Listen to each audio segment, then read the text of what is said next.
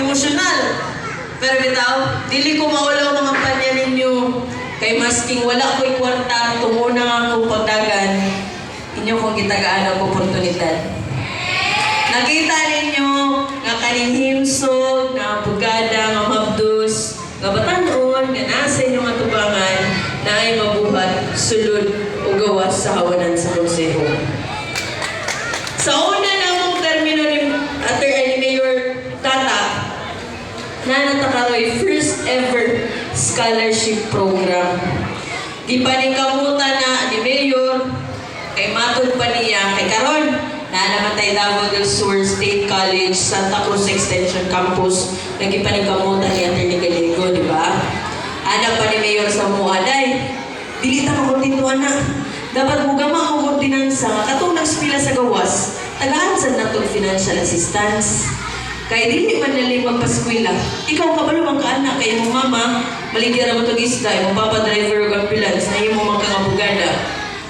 So, ipanigamutan na namo, kaban ako sa Grupo Almendra, si Junjun Ogdurasyon, si Cuidato, si Rochi Cabanda, gimuan na mo na ugod dinansa.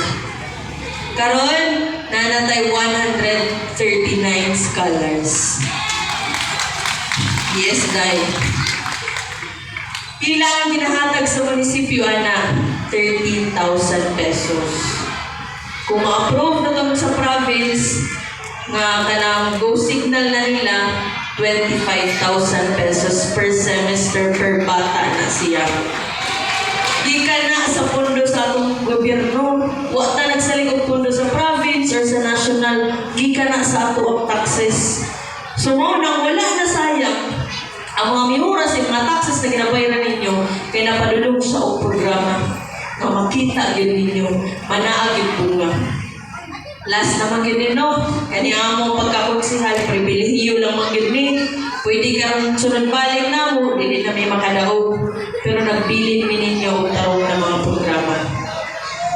Kanamit ang muwing sila nga, ng lupal na daw ang tag 1,250 sa among mga kaatbang. Sa uban, nagsugod na. Ana pa sila nagkinamamay na. Ano, garaling pa mo. Pero mas lamig manggid mapasabot sa tao ang among tulmong o tinguha. Na ako'y nastorya na ang 1,250 wala bayaran na. Ang serbisyo sa tulong katuig, dili na ikabayaran ng kantidad. Nakita man ninyo ang serbisyo ni Mayor Tata niya, Atty. Gallego, ang tibok Sala Gallego, di ba? Dili na kinabayaran ng kantidad. Kay dili man mi, sa panahon lang sa eleksyon na gimaw. Sa among pagdaog, nagserbisyo man bigtaraw ninyo. Gani, ilado si Atty. Mole sa iyang serbisyong legal. Nagahatag patag free legal aid rin sa Zone 1, nagabanotaryo patag libre na dilita kababayan. Nagayuban, ginalibre na itong kaso. Gani punta nagababayan. Kung mag-imangampanya, dili na magpaputaran dali sa Zone 1. Pero okay na. Kana mga pandaot, normal man na siya sa politika. Pero dili lang man karon ng eleksyon. Napa may mga butay ng mga eleksyon. Unya, kanang siging pandaot, dili man ako reflect